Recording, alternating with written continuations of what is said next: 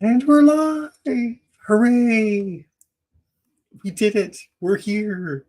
I'm 4 minutes late. I apologize. I was chatting with Jill about topics for today and then got in a conversation and lost track of time. So yeah. Let's see.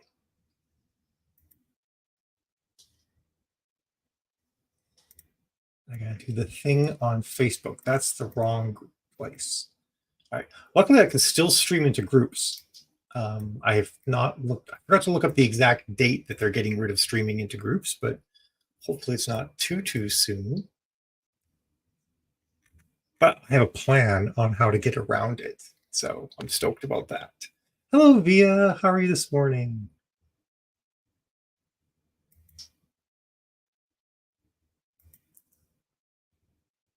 All right. Sorry, I was just getting rid of a comment on YouTube. This is not for that topic. For I forget your name because I deleted it. But ones would be under a different channel. You got to keep things separate. All right. At everyone. Talking about snow in April. Lots of other writerly topics. That's what we'll call this.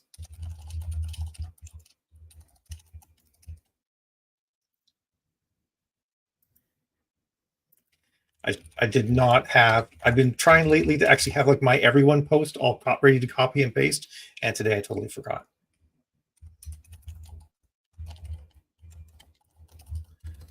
So now I'm typing it out by hand.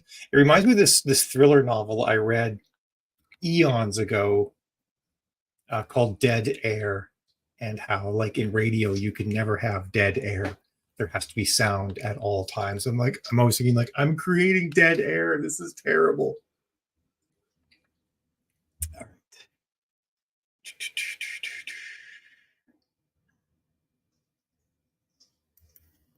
Jill just sent me a message that I don't know if I can respond to on air because I don't know who's listening. All right, so I am going to do that because you're not listening, person on YouTube. All right, good morning. Morning smoothie. I have not had a smoothie yet today. I probably won't actually eat until later because the outfit I'm wearing will make going to the bathroom too difficult. So gotta keep the food intake like scheduled later on in the day, kind of thing, you know. Um, it's all part of the process. Okay, organizing my windows a little bit here. I feel like I'm a hot mess today for some reason. It's because of the snow. I'm going with that. You guys saw the title. It's snowing in April. It's currently sleeting / almost hailing out there, and there's snow on everything. And I have onions that are going to be very upset about this. They're actually growing really nicely too. I planted a whole bunch of onions and whatnot in the late fall, and they're coming up really nicely. Literal nightmares about dead air. That sounds awful, Dharma. Um, and Jennifer said she had a Comic Con this weekend. Which one? Give you a tip on selling in person. Yes, I have tips on selling in person. And a lot of this I learned from my years in business. I was oftentimes referred to as the booth babe when we would do business cons, not because of what I looked like or anything like that, but because I was super nerdy and had all the tech details. So of course I was the one that all people wanted to talk to and not the salespeople. So it's kind of like the booth babe, right? Um, and so I learned a lot about cons and how to do well at them. And one of the number one rules we had at conventions that I still adhere to this day, except for 20 books because my feet hurt so much at the end of that conference that I cannot do this. But my rule is stand at your booth as much as possible. If you can't stand, then just look like you're engaged with the people going by and not anything in front of you. Because as soon as you sit down, you're going to pick up your phone, you're going to pick up something else, you're going to look down at something on the table, and you're not going to be looking out and looking up and being approachable. Your body language is going to change to closed in body language, and fewer people will come to your booth. So if you have to sit, a lot of people have to sit. Not everybody can stand for extended periods of time. If you have to sit, obviously, then just remember not to think about your body language. Think about how open and accessible you look, and go with that. But stand if you can, because it makes it easier to be approachable. Don't immediately say hi to every person who comes. And I think most of us are we're adults. We can kind of read body language. Also, as authors, we're already shy, introvert people, so we're unlikely to say hi to everybody that comes. But if you see people picking up books and looking at the back of your book, chances are you've got an interested person there. And don't interrupt them while they're reading the back of your book. Obviously, wait till they're done doing that, because if they're interested enough to read the back of their book, don't start talking to them while they're trying to read a blurb. But then you could engage with them afterwards. You could say don't state the obvious, but you could maybe expand upon maybe the book, suggest hey, it's got some really great tropes like this, or it's about this kind of story, and it's part of a whole series. So here's book one. I have book 1, 2, and 3 here, but there's also 4, 5, 6, and 7 that you can get and stuff like that. So those are, I think, some default ones. Bring a lot of book 1s and 2s and 3s, not too much further in series. Bring a couple omnibus editions. Some people will like to grab those. Have something at your table at $5, $10, $20, $30, $40, but mostly something at $5 and $10. And have a QR code or a card with a QR code that you can give people so they can just go buy the book online. Because you'll get people that will be like, oh, I only buy ebooks. And you're thinking, why are you standing at a booth full of books? And obviously it's because they're looking for things they want to buy, and you give them that card, and maybe stand a bit more of a chance of getting that purchase to go through later on. Some people also will do things where they'll sell, if you're already selling wide, you could actually sell people a digital code that they can then use it on your store and then get the book too. So there's some options like that. All right. Somebody drank out of a jar like that, had moonshine. This is our default cup at the house. This is what we always drink out of. I like drinking mason jars. They hold tons of water. I should have 3 to 4 of these a day based on my body weight, and so I can really time pretty easily. Jill likes cold water, and I like room temperature water, so I drink out of these more, and Jill drinks out of cups that have insulators in them. Let's see. You're very welcome, Jennifer. Ebooks and audiobooks. Yeah, that's awesome, Jody. That's the way to do it.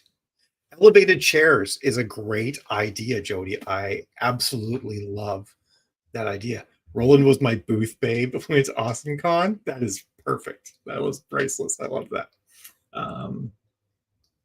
It's really crazy in the chat and Facebook. I can only see the last 4 messages half the time, so I miss if I don't know your name, and it might be because I didn't see it. Let's see. Morning to everyone. Hello. Hey, William Stacy. How are you doing? No snow in Virginia, 52 degrees. I mean, I actually don't know what the temperature is right now. Currently, my computer showing me the NASDAQ. It's 34 degrees, technically. So who knows what's going on out there. But their snow is actually accumulating, which I'm not happy about. Well, it's going to be 61 on Saturday or something like that. So it's all going to go away. Wow, snow in Arizona. It's weird, right? We never...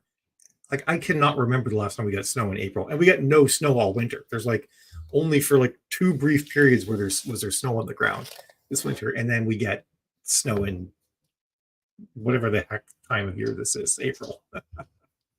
Gem State Comic Con in Boise. Oh, cool. That makes sense. That I guess because you live thereabouts, right? Do you live in Boise or do you live in Utah? Idaho or Utah? I forget. Hello, Charles Stromville. It's been a while. All right, I think I'm getting caught up here. Elevated chairs, fantastic. It's Bruce. Does coffee count as water? I mean, it's made with waters. Interesting side note, by the way, coffee is not proven to be a diuretic.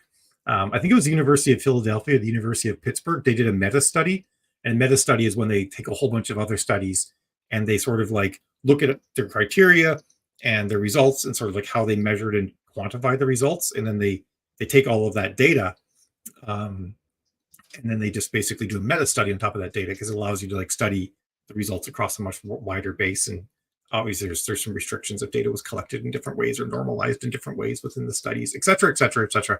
Anyway, they did a meta study and they found that 50% of studies show that yes, the coffee is a diuretic, and 50% of studies show that coffee is not a diuretic.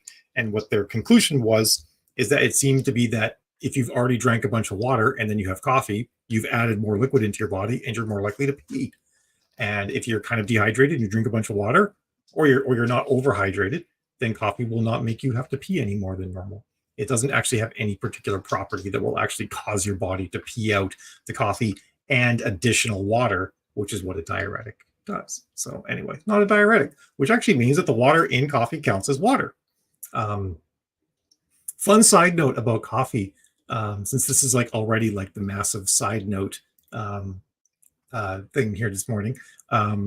So our Jill has discovered that acidic water causes her a lot of problems, and coffee especially was causing her tons of problems. So now what she discovered is that she got a jug that actually deacidifies. It's got like a filter. It's kind of look like a Brita jug, and it deacidifies the water and like normalizes the pH of the water, and it like cleared up a bunch of issues for Jill.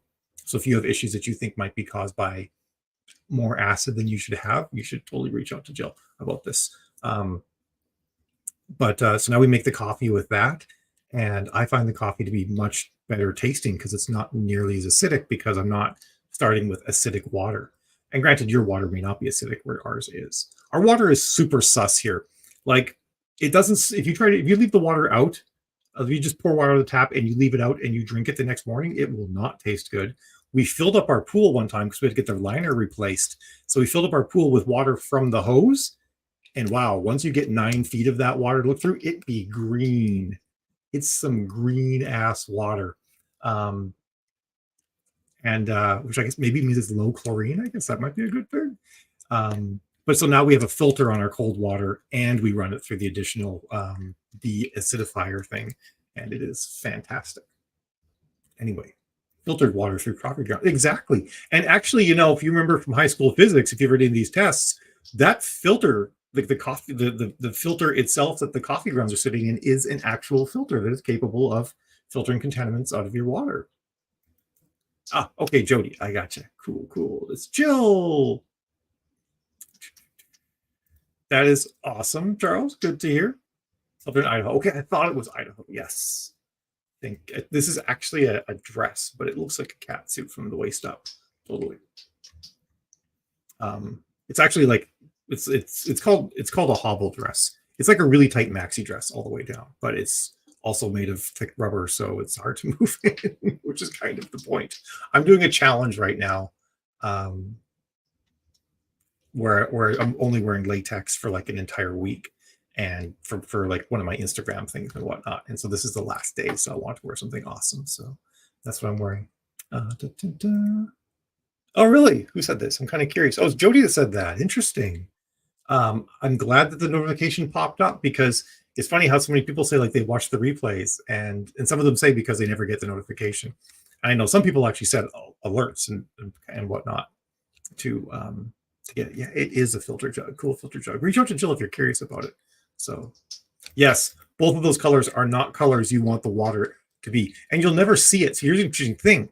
You'll never see it in a glass or even like a jug or a sink full of water. It took like a pool volume of water to, so you're looking through, because our pool is 9 feet deep. So you're looking through, or 3 meters for our non-American friends, give or take a bit. And it was quite eye-opening to see at the deep end how green it was. Yes, Jill did have to shine the back of my dress because I can't reach the back of my dress. My particular brand of autism does not actually. I can't do loose clothing. I feel very unprotected, and it makes me actually have a low level of anxiety to wear loose clothing. I still remember growing up as a kid, as one is when one is growing up. One of my things I would do is I would crawl under my bed. So it was like a regular bed right on the floor. I would crawl under my bed, and I would always have stuff under the bed. And sometimes I would bring a blanket under there with me, which was terrible because it's super clean under your bed. And I would just like cocoon myself under the bed to feel safe. Um, so yeah, I don't do. I've always liked things to be tight and not a little bit constricting, but like you get like the feeling of this all over body hug, and it actually feels really like safe. When you wear like a cat suit like this, it actually feels, or in this case it's a dress, but it feels like armor. It's actually super cool. This is like not any of the topics I plan on talking about today, but that's okay. Um, no, we don't. It might need softeners, but you aren't supposed to drink the softened water. Like if you use a softener on your water, you're not supposed to use. That's supposed to be for your washing your body and your. At least this is how they were when I was growing up. Maybe there's new softeners now, but growing up, the water softener system we used back in Saskatchewan was not for the drinking water. So it was like for the clothes washing water and the cooking, not the cooking water. Not that either. I don't know. I think it was in the hand washing and the showering. That's what it was. Not the cooking. So the kitchen didn't use the softened water. Yeah, exactly. So apparently I'm just a baby that still needs to be swaddled. That's the way it is. All right, so I'm guessing a bunch of you are dealing with snow though, so that was the main theme, right? Like it's snowing today, and this is terrible, and it shouldn't be happening. But I'm curious. So I'm curious if has upgraded from blankies to latex and spandex. A lot of spandex. Anything with the X, it's got to have the EX in there, right? But now I can't think of the topics I was going to talk about. Well, there are a couple things. I'll do a little bit of housekeeping because that's kind of, there's some neat things happening. Our first guest on Lunch with Mal will be here on the 25th. So 3 Thursdays from now, it'll be Lunch with Mal, and we'll have Ashley Lefray. I think I'm getting her name right. She's oftentimes here, so she can correct me if she's not.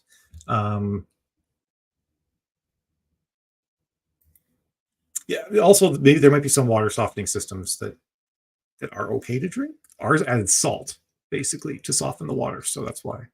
I mean, we could talk about coffee and latex all hour. That'd be fine too. I'd be cool with that. But yeah, Ashley Lefray is going to be here on the 25th, and we're going to be talking about finances and accounting and businessy things for authors from someone who's a professional in that sphere. And we also have another guest speaker coming on in May, talking about custom, very fancy, special custom books for Kickstarters and your store, any sort of direct sales you might want to do. And then also we might be having a woman named Dana coming on, and she's a serial businesswoman. It's one of the things I love about her. She can't rest without starting a business, and seems to start multiple ones a year. But they're all sort of always like centered around the same thing, just sort of like taking what she knows and then creating an offering or something to help people in a new vertical or a new industry. But one of the, she's a whale reader as well, and she reads like mad. And she's actually offering a course for authors, giving them feedback on covers, blurbs, and other marketing materials from a whale reader's perspective, like what draws her in, which I think that's really kind of interesting because a lot of times with and she's a very analytical person. She has like a business effectively crafting workflows, data flows, spreadsheets, databases, all sorts of things like that for people. So she's a very analytic person. So it's not just someone sort of saying like, I don't know, I like blue covers, I guess. Like she's going to get into some nuts and bolts and talk about, about what it is about these things that are attracting her. I think she reads a lot of romance, cozies, and mysteries, and maybe thrillers. And so that will probably be especially interesting for people who write in those genres. And I think it's only $50. So if you're interested in attending that or getting access, I don't know if it's a course or if it's a webinar, you can reach out to Jill and she can hook you up and you can get that. I think it's actually a really great thing because it's so often it's authors talking to readers, distilling that information through author brain, and then saying it to other authors. I think the opportunity to get that sort of like well-examined data from a reader is actually really useful. So that'll be super cool too. All right. So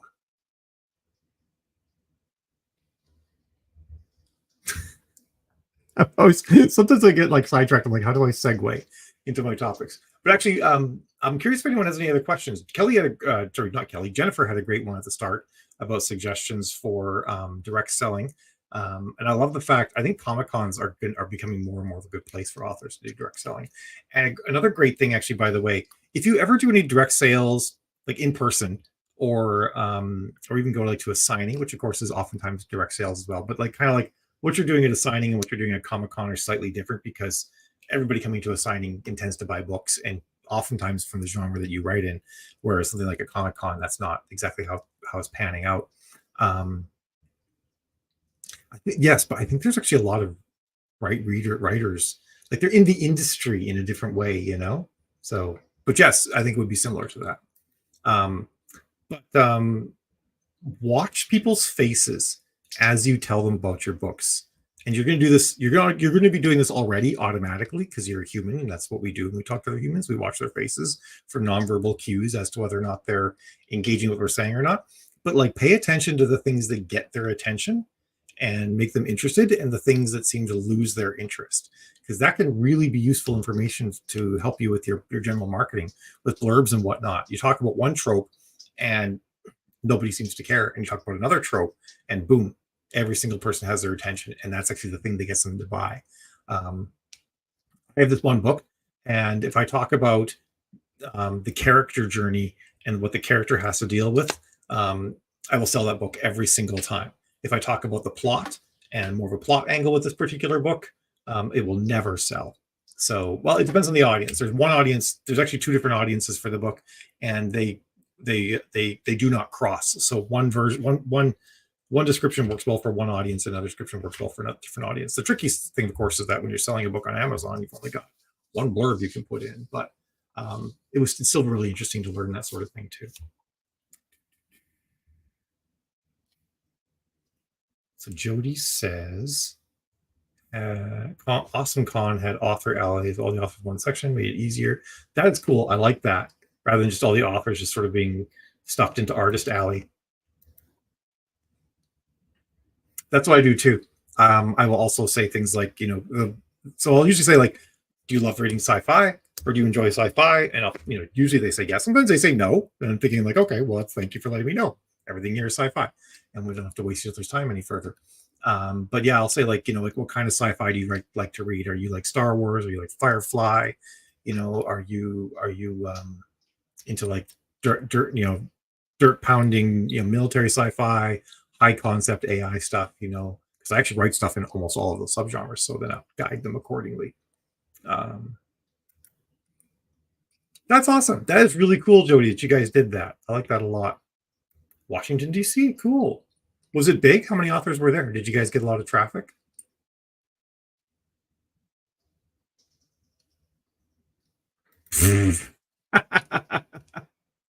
Yes, that's exactly what I should do if they don't like that.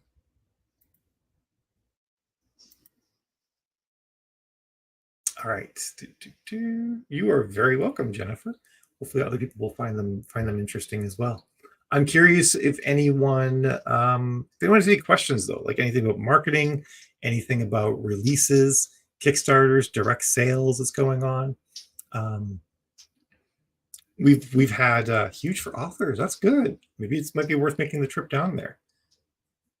Bad reader, bad. Oh, it's your first con. That's cool, Jody. That's awesome. I like that. So yeah, I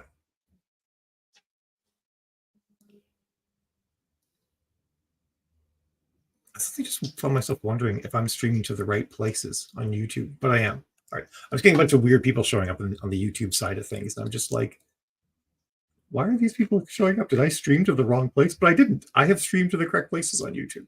All right. Anyway, so Dharma's planning on doing Rave.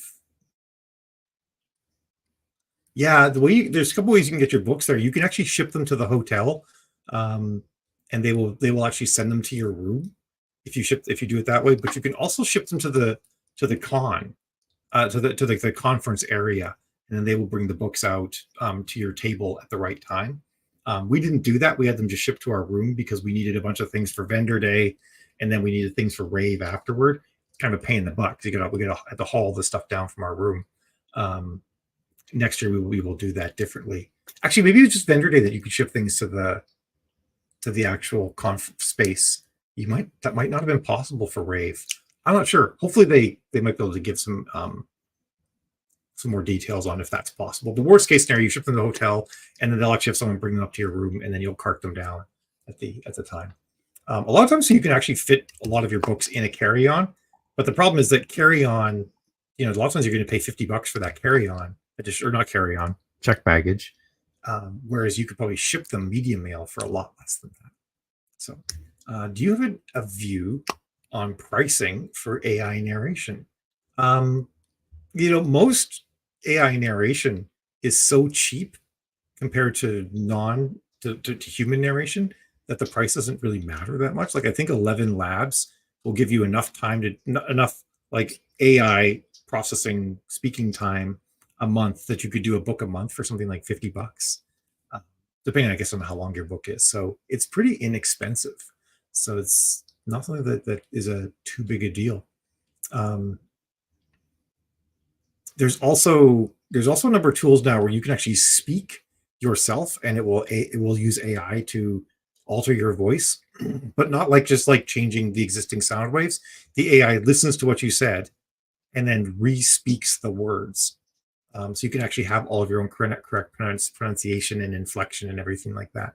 Obviously more time consuming than just uploading a book, but sometimes a lot of people have found that they just upload the book and they've got a lot of weird words and whatnot that they spend a lot of time trying to get, or even just like some non-standard words, or even names like Evie, for example, is a hard word for a lot of AIs to pronounce.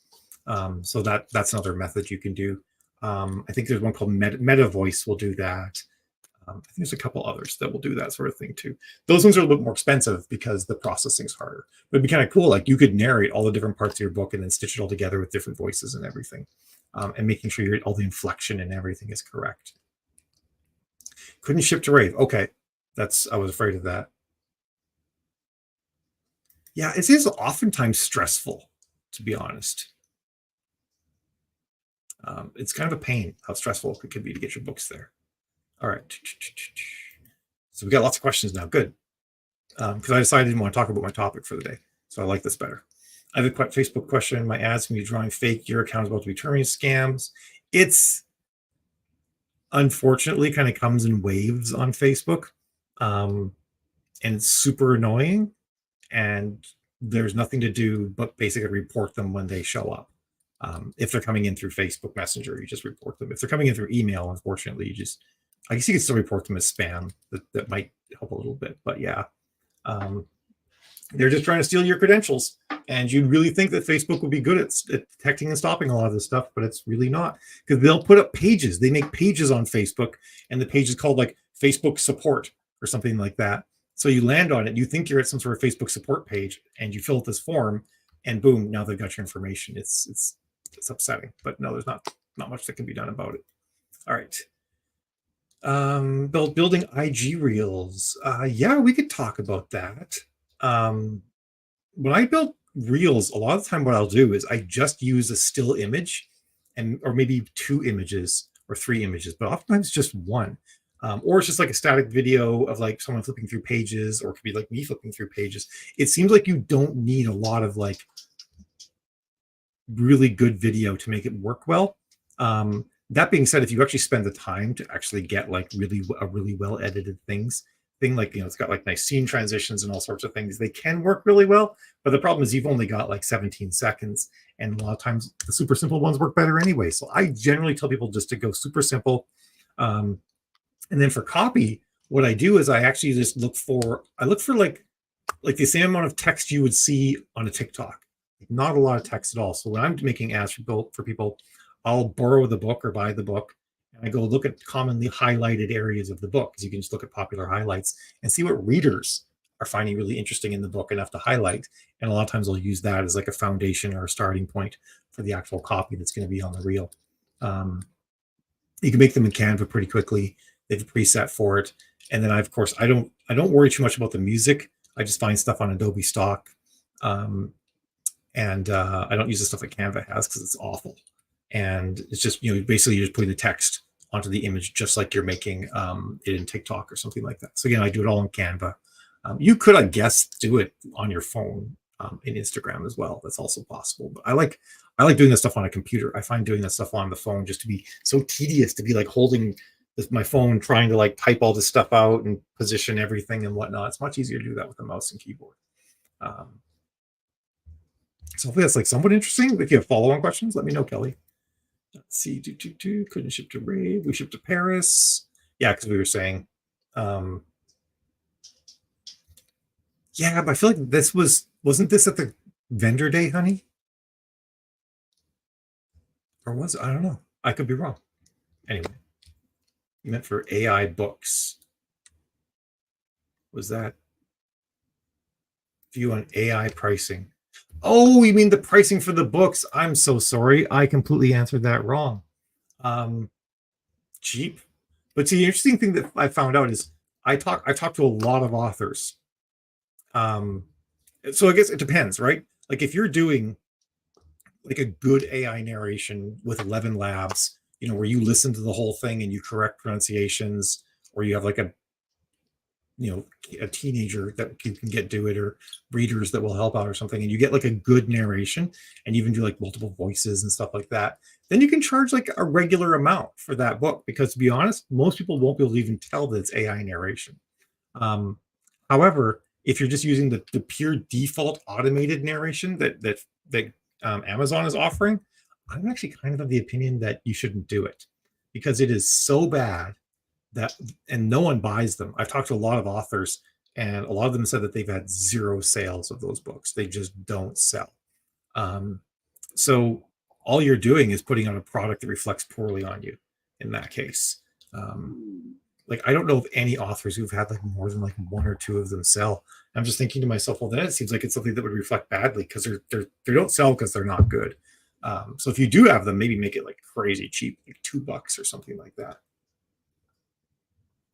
just to see if people, at least you can be like, hey, I know it's not great, but I'm not going to bilk you for it. Speech to speech is not 11 Labs. They're text to speech. Meta Voice will do speech to speech. And there's another one too. I think maybe it's voice.ai that does speech to speech. All right. Let's see. This person says, I feel like there's a whole bunch more messages. Okay. I was like, my scroll bar hadn't caught up. We're in pre-launch for next Kickstarter. Excited. Do you have any tips or tricks? Get as many people as you can to follow you during your pre-launch. Absolutely. Like push hard on that.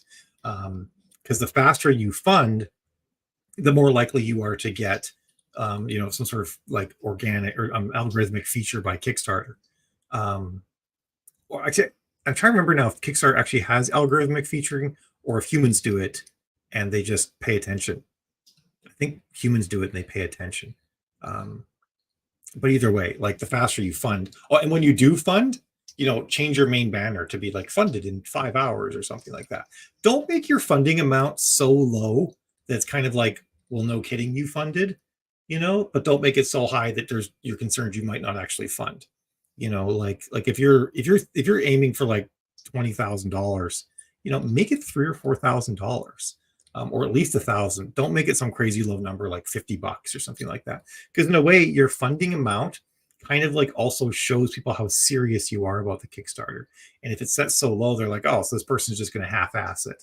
They want to know that you actually need enough money to make a decent product and put together something nice. So I think that would be a good tip. The middle will have a lull. Don't stress out about it, and keep some things under your hat until the end that you can use to entice some people that you didn't entice. Don't lay everything out right away. Okay. See, Jody says, goes to the mailroom. No one brought to her table. Yeah, that might be what that was then. Dun, dun, dun. Cargo done ourselves. That's what we did. I think maybe that might have been Jill that said that.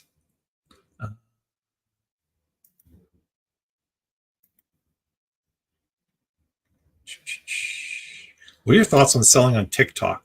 I want to have more thoughts on selling on TikTok, but I haven't actually done it yet.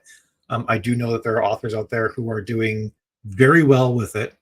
Um, but I also feel like probably your TikTok content that's going to do well for selling stuff is the same TikTok content that would do well just for organic reach and likes normally.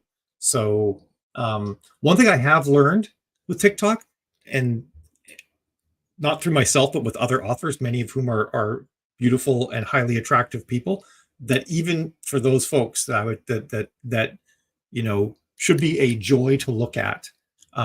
Showing their faces doesn't work as well as showing the book. Um, it's a blow to everybody's ego and a relief to everybody at the same time. But yeah, your book, talking about your book, showing tropey images, all that sort of thing is going to work better than your face. I would recommend against, like, you don't want to make it too talky, right? Like, it's only going to be like 12 to 17 seconds long. So you could have some music and just some text, and that's fine. Like, you don't actually have to have your voice in there. Or you could have, like meme stuff happening or stuff like that. But yeah, a lot of times if you have like a really salesy pitch, it's not going to work. So remember, you're always hitting on the emotions. It's emotion, emotion, emotion when it comes to selling books. So we're talking a bit here about the stupid emails. I've had a couple that were so good they almost sucked me in. Like, I was like looking at it being like, I clicked the link and I'm like, it's on Facebook. It's had like all those official Facebooky things. And because Facebook hadn't banned the page yet. Usually Facebook bans the pages pretty quickly. But then I went back and looked at the from email address. I'm like, okay, this makes sense. But the tricky thing with Messenger is Facebook actually does have an official Messenger bot that will send you things about your ads. So it's tricky. And they will also email you things about your ads. So yeah, these people are smart.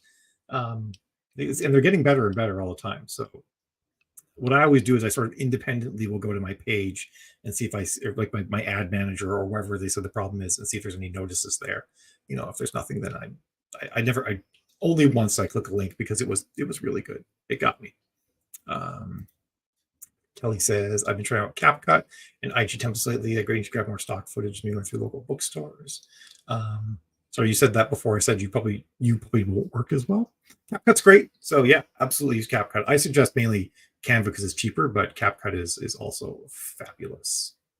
I think I'm giving up on all the people on YouTube for my profile who are like asking me about my outfit. There's a lot of them. It's like, folks, this is about author business stuff. I just happen to be wearing latex. But I don't know. I'm not going to talk about latex a lot, unless everybody wants me to talk about latex a lot. I think they don't. I think they actually want me to talk about authoring things mostly. So definitely love Canva though. Yeah, because you can do it anywhere. Yeah, that makes sense.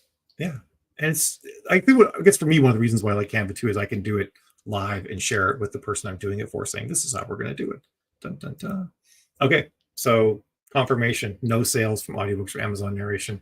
Yeah, so still batting 0 as far as authors who've actually seen any noteworthy or even any sales from Amazon narration. Actually, I should correct that. They actually won't show up as sales. They show up as a type of page read, if I miss my guess. So some people are getting some, they're just not aware of it. So that might be the case too. So I should clarify that, but they won't show up as a regular audiobook sale. So said, I usually do the marketing for the Kickstarter. So if you want, message me if you want a few tactics. Oh, cool. That was for the other person. Yes, that's awesome. Hooray. How do you scale up on a book doing good with ads? So assuming then that the book is already selling well and you want to scale up the ad. So the first thing I'll look at is I want to look at my conversion rates. So for me, a book is doing good with an ad. I use the Amazon attribution tracking. And it's not the be all end all. It doesn't have all the data, but I'm going to look for books that are getting more than 10 pages read per click, ads. They're getting more than 10 pages read per click. Or if it's a wide book, I'm looking for something in the neighborhood of like 35 or fewer clicks to make a sale. And then those ones will be good candidates to scale up.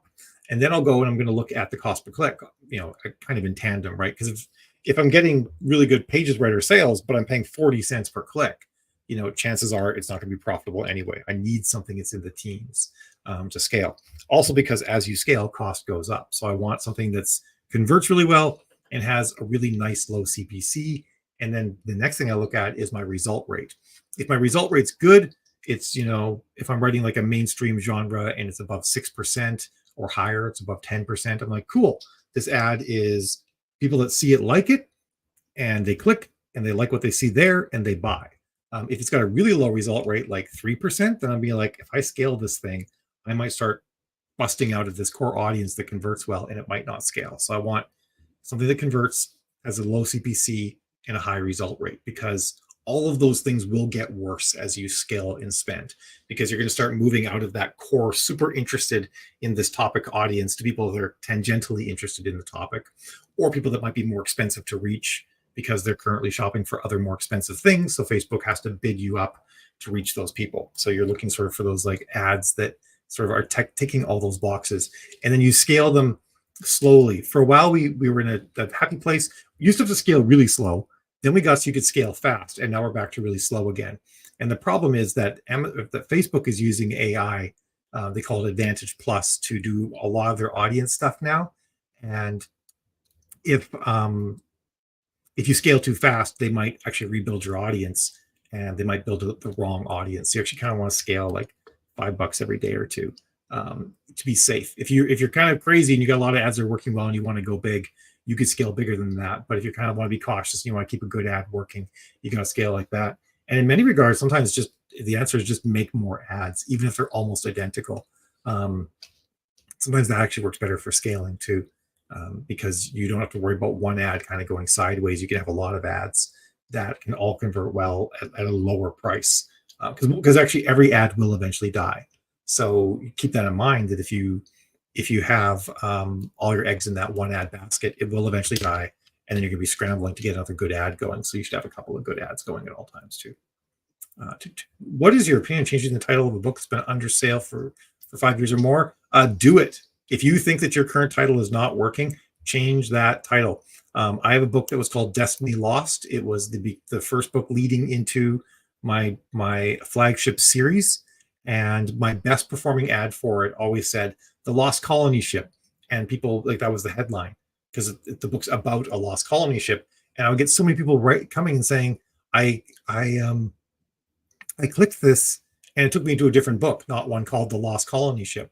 And for like years, like a fool, I tried to educate these people and be like, well, that's because that's what the book's about. That's not the title of the book. You got sent to the right place. After I'm like, why am I doing this?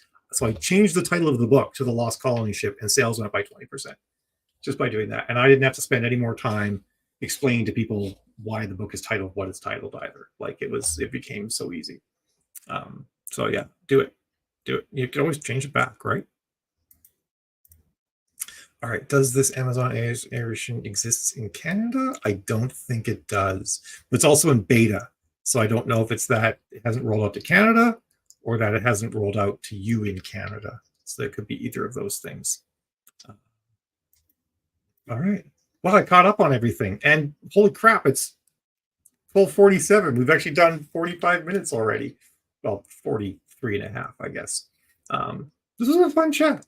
I like this. And I didn't have to go into a much drier topic that was the only one I could think of beforehand anyway. So you guys rocked. You saved me, and we had a great time. And yes, for the folks who are on YouTube that are here for the rubber, I do wear rubber a lot, so you can oftentimes see me in rubber. It's just a regular part of my life, and all of my author friends who are not into rubber don't seem to mind. So it's a win-win for all of us. But yeah, if no one else has any questions, then I am going to split, because I have, as actually it's our team ad meeting is at 1 on Thursdays now, which keeps me from rambling too long on this, because I have to get ready for the team ad meeting. I'm sure I've mentioned before, but it's super cool. There's now 5 of us working on ads for the Writing Wives, and it's pretty awesome to have a lot of viewpoints and different ways of looking at problems. It's helping us out a lot. We actually, one last segue. We had a client that we're working on, and I had kind of like cursorily read through the first chapter of the book and was like fairly happy. Like I was like, okay, it's doing what it's supposed to do. You know, it's doing this thing, and I guess just because of my personality or something, I didn't find the main character particularly abrasive. But every other person on the team said that this main character at the beginning of this book would mean that the book is a do not finish for them. And so we're going to be doing a little more research into that, kind of reaching out to some more people and trying to see, like, is this the reason why we're getting so many clicks and not nearly enough reads? Because people just do not like this main character, and like see if we can maybe even work with the author to help them like soften that main character a bit. And that's the thing that, like, I don't know that on my own I would have come up with that. I wouldn't have actually sat and said, because that wasn't my genre, right? Like I was probably not going to read the book anyway. But now that we have this larger team, and we have fairly broad reading taste amongst all of us, we actually all read. There's someone or at least one person who reads everything now that we do. So and we also have it so that pretty much every account has a second set of eyes. So it's pretty awesome. US only, and invite to beta, Jill says, for the AI narration. So sorry, William. Well, thank you, Smokey. I really appreciate this. As I love it when people can catch it live, but I also love all of you who watch the replay, watch it not live. I get so many people that tell me that they do. It's mind blowing and super cool, and I love it. So hi to all you guys, and thanks for making it to the end. And I will see all of you fab folks next Thursday. For what is going? Oh wait, no, I might not have. Wait, I lost track of days. I will be here next Thursday. However, where is it here now? I was all the way in May 2nd. We will not have a lunch with Mel, or we may not have a lunch with Mel. We'll see, because I'm going to be at the Oklahoma Writers Federation conference. So that's that. But for the next 4 weeks, we will have lunch with Mal's. 3 weeks, we'll have lunch with Mal's. So I will see you guys there. Or see you guys next week, around, all that stuff. Have a good one. If it's snowing where you are, I feel your pain. If it's not, a little bit of jealousy. But it was a super El Nino last year, so we are scheduled to have the hottest year in recorded history this summer. So I guess I should be a little bit grateful that we're getting some extra rain and snow right now, but because we're gonna get baked in July. So anyway, random thoughts from Mal, which is what most of this is anyway, right? Okay, bye everyone. Have a fabulous day and weekend. Ciao.